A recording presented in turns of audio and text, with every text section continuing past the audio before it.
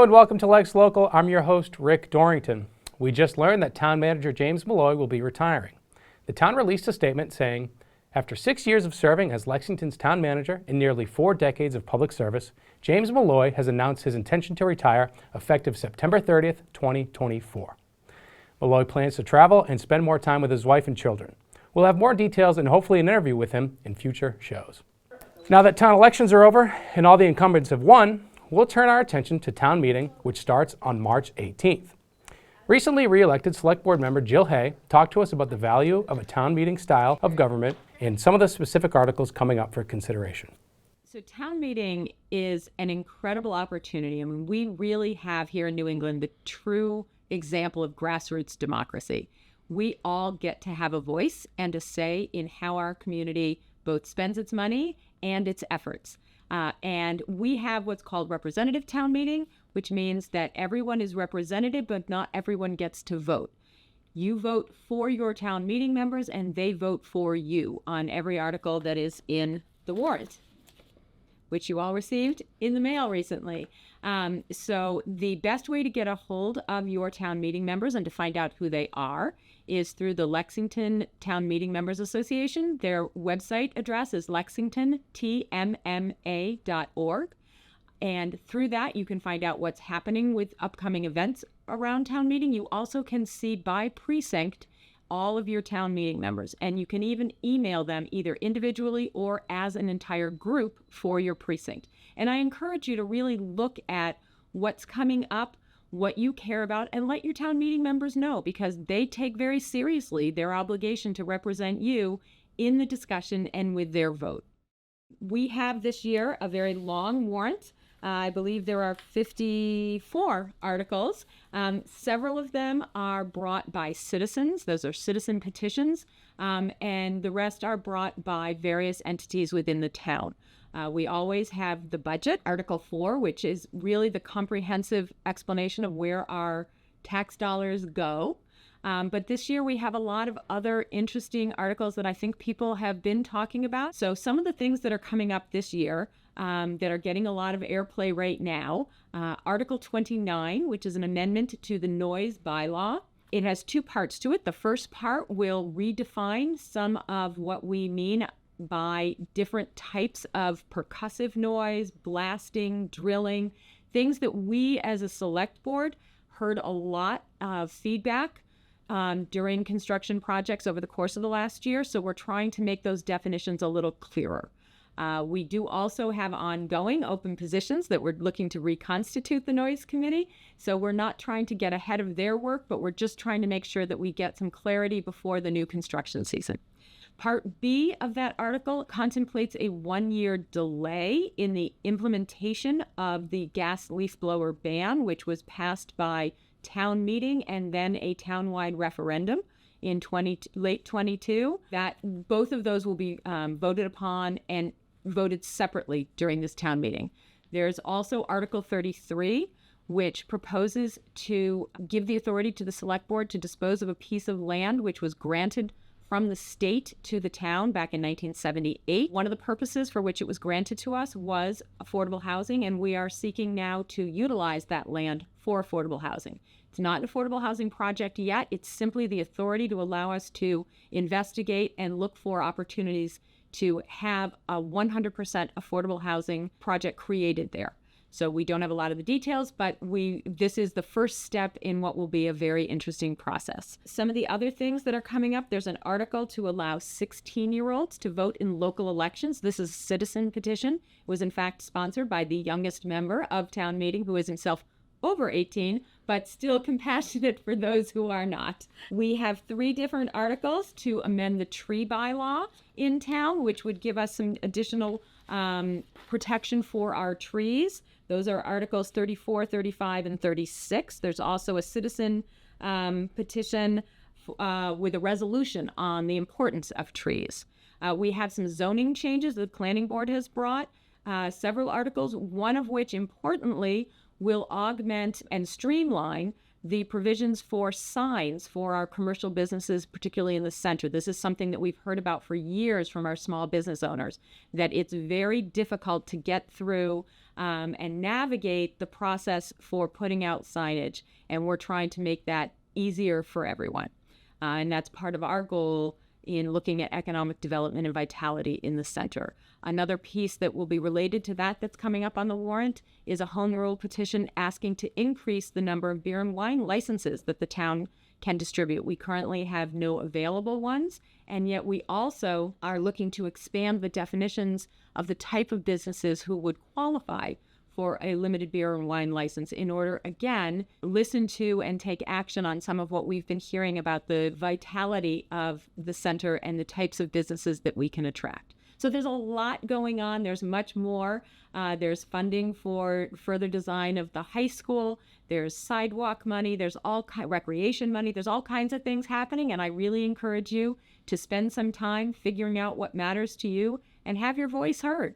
We have grassroots democracy, and we should all be participating. After almost a year without a permanent superintendent at Minuteman High School, the school committee has come to a decision and hired Heidi Driscoll. She is currently Assistant Superintendent of Public Schools in Scituate. Driscoll will succeed Interim Superintendent Director Kevin Mahoney. He came out of retirement to take over after the Superintendent Kathleen Dawson was put on paid administrative leave, and Dawson eventually resigned in early September. Here's a clip from Driscoll at a Minuteman High School community Q&A where she addressed how she might bridge the gap from last year's controversy. So if there is current conflict that still needs to be cleaned up, that's why my first priority would be to have individual sit-downs with every single member of the administrative team, any teachers who would like to do that as well, so I can hear the stories and understand what still lingers. And once I know what that is, hopefully we can address them and move forward. I absolutely am impressed with the achievement that you already have established here. I'm very drawn to your completed brand new gorgeous building. And I feel like your staff has limitless potential. And I would love to come here and help build or rebuild the culture. That is what draws me to Minuteman. Education and teaching is my absolute passion, and will continue to be. Now, Driscoll will start next school year, and we wish her the best of luck. We're going to take a quick break. Stay with us.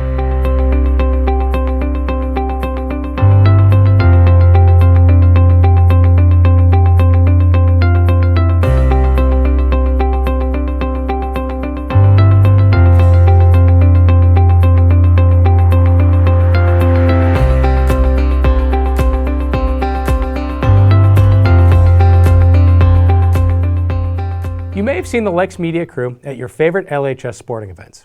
We record and live stream as many events as possible. With the wrap-up of the year so far, here's the brains behind the coverage, Terry Samaras.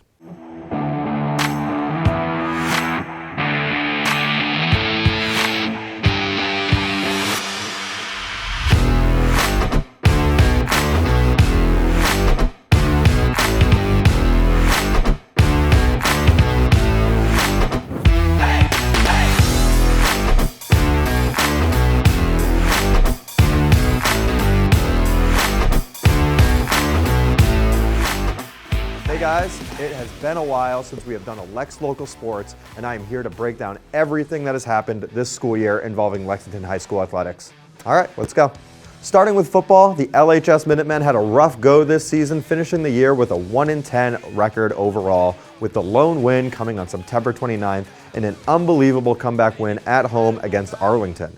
With 22 seniors moving on to future endeavors, Lexington will need to rebuild on the fly as they try to get a championship team back on the field for the 24-25 season. When it mattered the most, they come up with 2 defensive touchdowns to seal the deal. The students rush the field because why not, man? Moving on to something we haven't covered in a long time, hockey. Big thanks to Mackenzie Courtbus, an LHS student who volunteered her time to cover every boys varsity hockey game this season, which you can find on our on-demand player through the LexMedia website. The Minutemen hockey team put up a respectable 9-10 record with 2 draws and made it to the first round of the playoffs, only to lose to the Lincoln Sudbury Warriors 4-1, which effectively ended the LHS hockey team season. Good luck to them next year, and again, thank you, Mackenzie, for recording. And most recently, we had the boys and girls varsity basketball teams playing in huge playoff games. First, let's talk about the boys.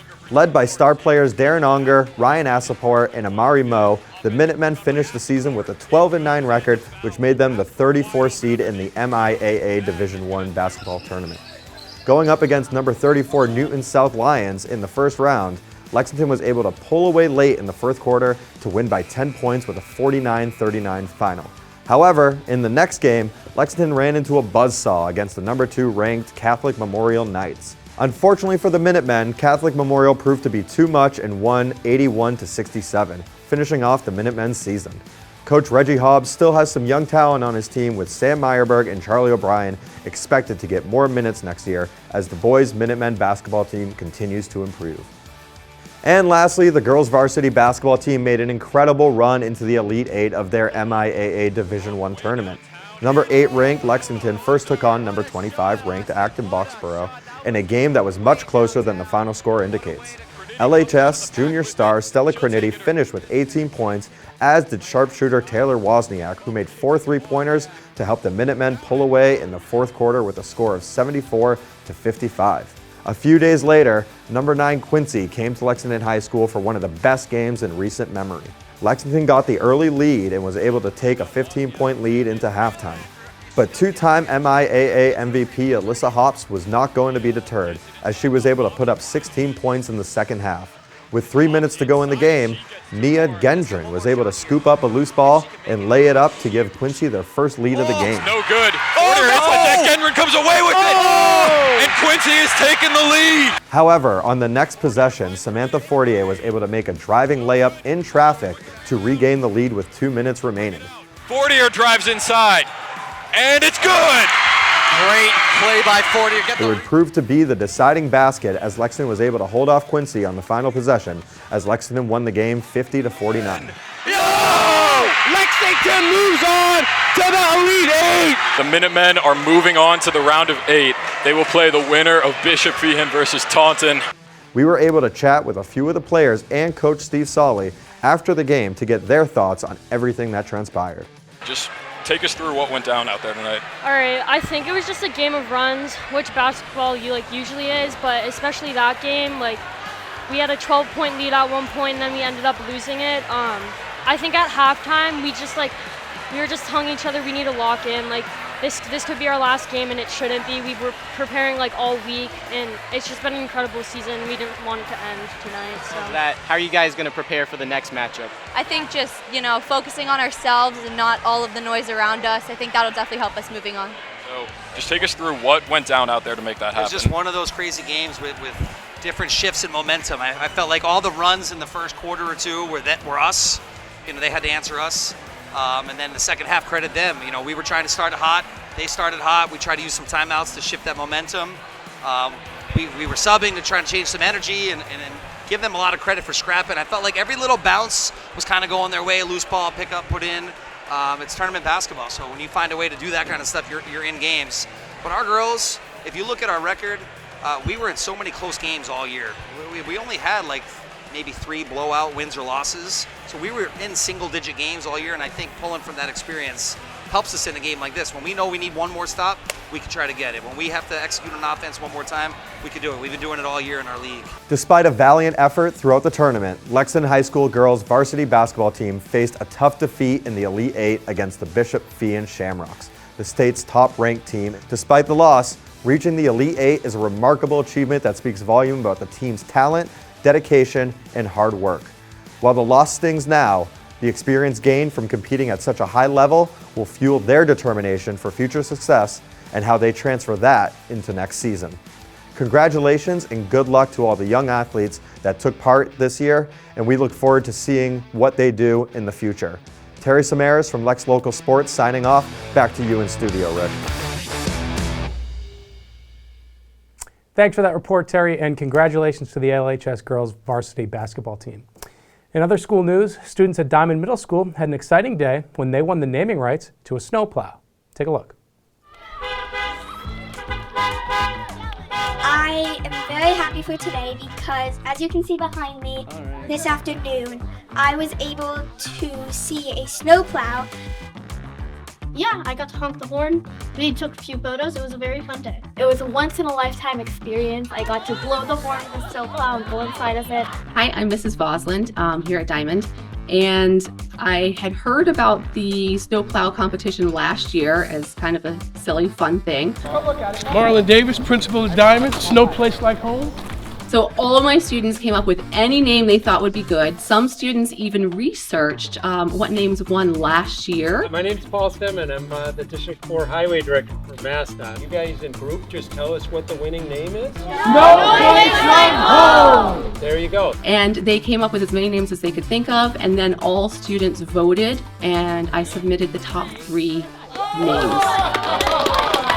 So since you don't get to keep the plow, okay, what do you actually get to keep? Right on. Here it goes. I love it. Yeah, we're not done yet. What? One of the things that's important too is there's a $100 gift card. We have hundreds of mini signs that each of you can have a sticker. This is nice. Glad to see that. I had fun watching the snowplow. My name was actually second. What was the one that you wanted? Obi-Wan Kenobi.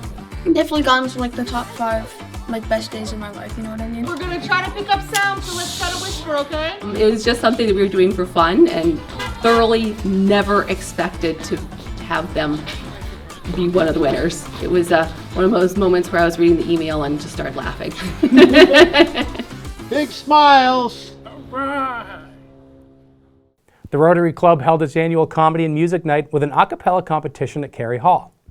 Judges included former LHS Music Director Jeff Leonard, Fire Chief Sensabaugh, and Police Captain John Mazeral. All 4 music groups did amazing, but Troop PB&J came out the victor, and they won a $1,000 prize. Take a look.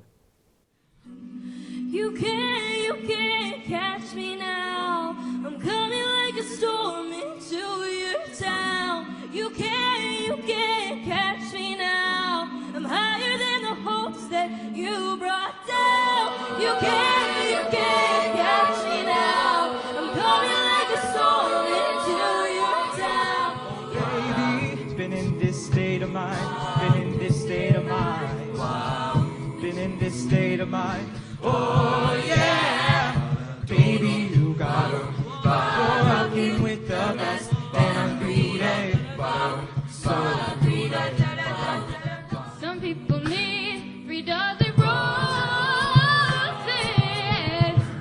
and that's the only way you prove you love them. Hand you the world on a silver platter, and what would it be? Don't answer me, calling just to hear you scream. You're fading, but he feels like you in between. I've said too much, in and out of wanting us. Now you're fading, but I wonder where is me? Who will erase? And the winner of tonight's acapella battle, a check for $1,000 to PB&J.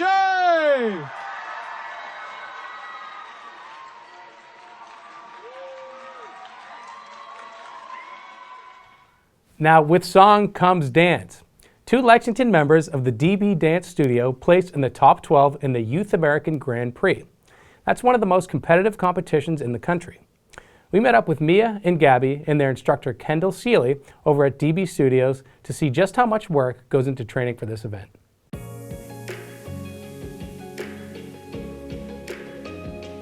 We're going to run through the dances with you. We're going to run through all of them many, many, many times. Okay?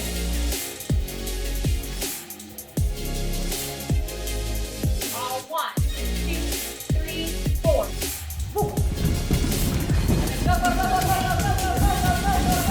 the studio, we teach lots of different styles, things like ballet, jazz, modern, tap. We have a competitive team that travels all over to compete. And then we also have a recreational department. So kids that just want to come once a week for fun, we have classes for them. And then also the studio does 2 different performances a year. So we do a Nutcracker in December and then an end of the year show. The day of, it was really exciting at the Youth American Grand Prix. They were super, super nervous because the talent is really quite large there. But the girls were very focused. It's a very serious competition, so they had to be like very reserved backstage. So there wasn't like a ton of screaming or cheering. It was very serious, but it was really fun. They performed well, and then they got their results about 2 days later. I learned my solo over the summer, and then I've been cleaning it for the whole year up to this point, and then I competed that a few weeks ago. Felt really good to also, I was happy with my performance. It was nice to win an award too, but it just felt really rewarding to have gone out there and done really well. I ran the dance, my solo, a lot. I started learning it in the summer, and I've been practicing it ever since. I have like a class once a week where I kind of go over the solo and do critiques and make it better. It's a different experience. Now you're on your stage alone and you're figuring things out on your own, but if you mess up, it's fine because you can just keep dancing, and it feels like really freeing and really fun. I think dance teaches you so many useful things that you will take outside the classroom. Things like perseverance and resilience. Everything that you earn in dance, you work for it yourself. So no one can like hand you anything. So I think it teaches the kids like how to dig deep and become successful even through adversity. And also teamwork, right? In these big, large group dances, they rely on each other to do the right thing always. And they learn to work together as a group, which is really important in life, I think. Definitely dance is applicable to the rest of my life. It's taught me discipline, like working as a team. It's also gotten me more confident. I was kind of unconfident as a kid, so that's helped me like also become more extroverted too and more comfortable with other people. The energy here is like nothing else. All the girls are so nice. We're like such a good team. We have so much fun together. I love DV Studios. The environment here is amazing. The atmosphere is so fun and energetic, and I always feel like I can try new things and not be afraid to like fail. It's the most fulfilling thing, honestly, I could ever do with my life and my time. The kids are amazing, I love them, and to have like such a special role in their lives of like a leader, someone that they can look up to and learn from, that's a really special and important thing to me, and I have the greatest job in the world. Last month, LexMedia ran a story about the rampant rodenticide issues that are damaging and disrupting other wildlife in Lexington and surrounding areas. Since then, Save Lexington Wildlife has hosted numerous town events with the goal of informing the public of the dangers of second-generation anticoagulant rodenticides and alternatives that can replace this dangerous toxin. Now, with town meeting underway, Article 40 is one worth keeping your eye on. The article encourages the town to adopt new policies that prohibit the use of certain rodenticides, including SGARs. Terry Samaras has more on this topic. Marcy Semenska, founder of Save Lexington Wildlife, has been very busy these past couple months. After getting Article 40 added to town meeting, she and the rest of Save Lexington Wildlife have been getting the word out about the importance of this article. On February 17th, they hosted Laura Kiesel, founder of Save Arlington Wildlife, who gave a heartbreaking account of MK the Eagle and her efforts to stop the use of rodenticides in Arlington.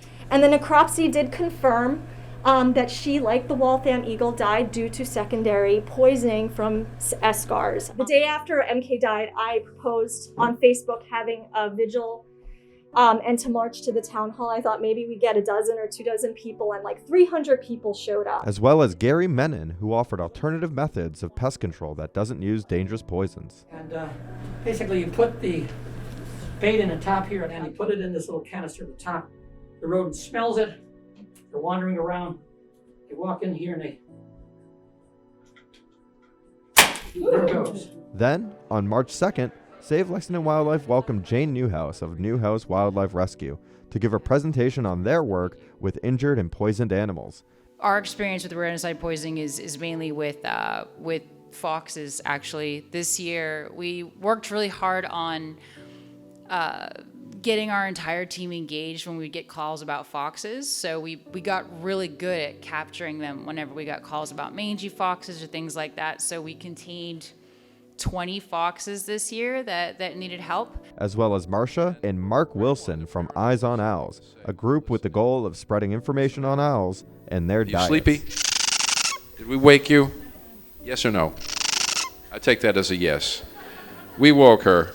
Both groups brought cute critters with them to help state their case. The citizen article would prohibit the use of escars on town property, and it provides for education about the dangers of escars. We're Article 40, and I hope that all Lexington residents will support our article and contact your town meeting members about your support. With town meetings set to begin on March 18th, we will be following this story closely and keeping you up to date with the ruling of Article 40. In our Lexington Chamber Spotlight series, there's a new business in town called the IV Garden. It offers a range of services from IVs for having a little too much fun from the night before to helping boost immunity for people suffering illness. And they also offer cosmetic services like Botox and hair regrowth treatment. Lexington Chamber of Commerce member Martha Savini sat down to chat with one of the owners, Elizabeth Dishman. Independent studies have shown that oral supplements, you're probably on average getting 20% versus IV therapy, it's going right into your veins, and it's what we call 100% bioavailable. So it's formulated to go directly into your cells. We are licensed and certified in what we're doing. You know, we have all gone to nursing school. I'm an RN, one of my other partners is an RN, and our medical director is a nurse practitioner. Well, welcome to Lexington. We're happy to have you. Thank you. We're so excited to be here, and we can't wait to meet more people.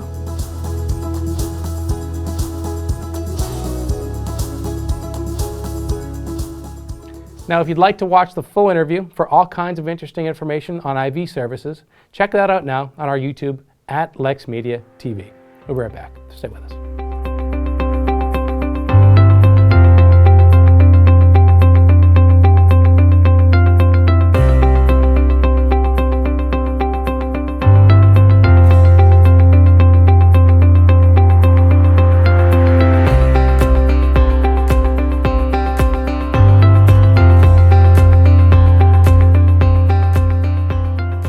Looking for a fun way to learn self-defense?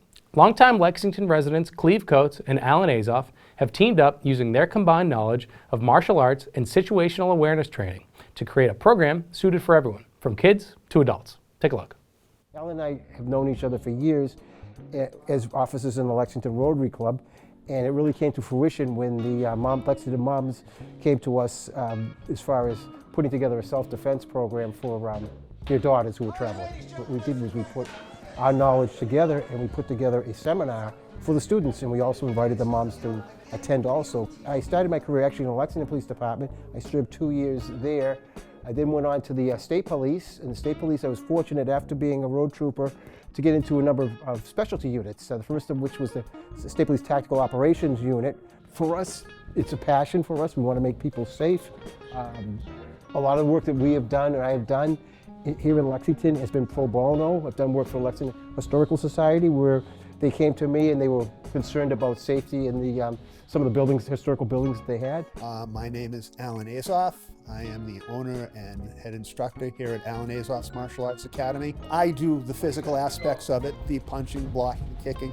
We both talk about the awareness, we talk about safety, things to do, things not to do, and then we work on some hard techniques, some scenario drills, things of that nature. This is what we do.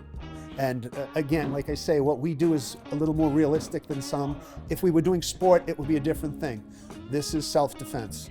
I started studying Wei Chi-Ru in 1978, and I wanted something that no matter how big and strong you were, or how small and not strong you were, you could defend yourself if need be. And finally, I found Wei Chi-Ru. I found George Mattson. He had a school, and I got there, and it seemed to make sense to me. It was a skill-based style.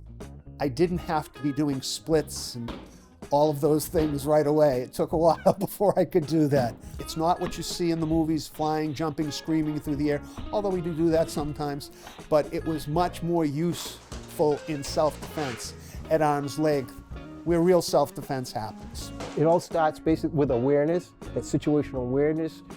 Trust your instincts. Don't be distracted by your cell phone or talking to other people. We want people to carry a well-charged cell phone if they have to call for help or call for assistance, but they shouldn't have their face buried into that cell phone. I like the run, hide, fight platform. Run, that's a win if you can remove yourself by running away or moving away from potential danger. Secondly, hiding or locking down. Even when you're doing that, you're still being aware of your surroundings. And fighting is the last resort where there is no way of escape, and you have to defend yourself with that. It isn't necessarily always in that order. It could really escalate almost instantaneously to a fight type of situation. And look, a lot of martial arts, it's not so much about the art, it's about the practitioner and the teacher, and it's all about what goes on between each teacher and the student, or each student and the teacher. So what he and I do together, it dovetails nicely. It really does.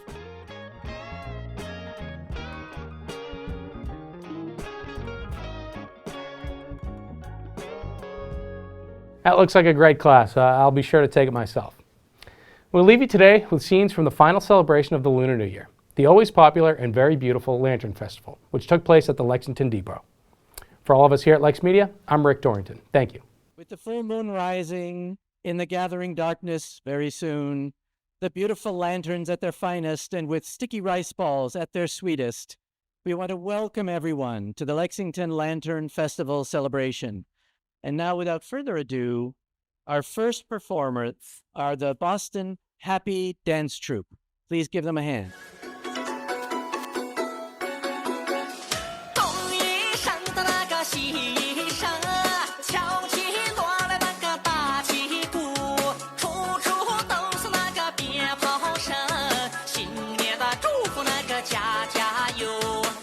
So our next performance is a family group.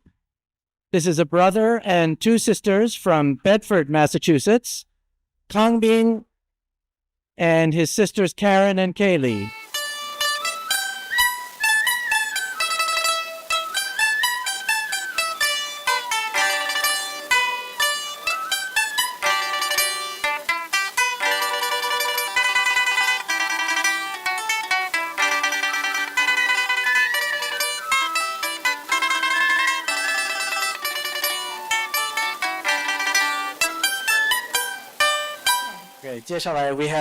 We have two songs from the amazing children's chorus.